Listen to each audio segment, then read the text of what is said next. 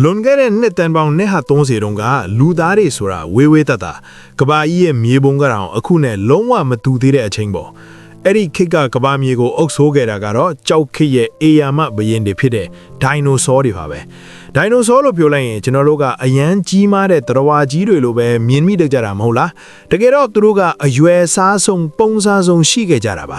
တချို့ကတိုက်ခန်း9ထပ်လော့မြင့်မားသည့်တစ်ပင်အဖျားကအရွက်နုလေးတွေလိုအေးဆေးဆေးစားနေတတ်တယ်လို့တချို့ကတော့ကြက်တကောင်လောက်ပဲသေးငယ်ပြီးလင်းမြတ်တဲ့အချိန်နဲ့အမဲလိုက်ကြပါတယ်သူတို့ရဲ့ဘဝတွေကဒီနေ့ခေတ်တရိတ်ဆန်တွေလိုပဲစိတ်ဝင်စားဖို့ကောင်းတယ်အပင်စားတဲ့အုပ်စုတွေကတကောင်နဲ့တကောင်ကာကွယ်ဖို့အတိုက်အဝဲနဲ့နေထိုင်ကြသလိုအသားစားတဲ့မုတ်ဆိုးတွေကလည်းသူတို့ရဲ့သားကောင်ကိုဖမ်းဖို့ဗျူဟာမြောက်လှုပ်ရှားခဲ့ကြပါတယ်ထူးခြားတာတစ်ခုကသူတို့ရဲ့မိခင်မစ်တာပါဒိုင်နိုဆောတွေဟာဥကနေပေါက်ဖွားတာထိပြီးအချို့သောမျိုးစိတ်တွေဆိုသူတို့ရဲ့သားပေါက်လေးတွေကိုအစာရှာကျွေးရင်းအန်ဒီယေကနေဂယုဆိုင်ကာကွယ်ဆောင်ရှောက်တတ်ကြပါတယ်ဒါဟာဒီနေ့ခေတ်ကျွန်တော်တို့မြင်နေရတဲ့ငှက်တွေရဲ့အမှုအကျင့်နဲ့အတော်လေးဆင်နီနေတာပေါ့ဒါပေမဲ့အင်အားအကြီးဆုံးလို့သတ်မှတ်ခံထားရတဲ့ဒီဘီဟင်တွေရဲ့ဇက်လန်းကတနေ့မှာတော့ရုတ်တရက်နှီးကုံချုပ်ဆွားခဲ့ရပါတယ်လွန်ခဲ့တဲ့နှစ်တန်ပေါင်း65ထန်းကမှာကောင်းကင်ရန်ကနေအေယာမဥကာခဲကြီးတလုံးကဘာမြေပေါ်ကိုအရှင်ပြင်းပြင်းနဲ့ကျဆင်းလာခဲ့တယ်အဲ့ဒီနောက်မှာတော့မီတောင်တွေပောက်ခွဲ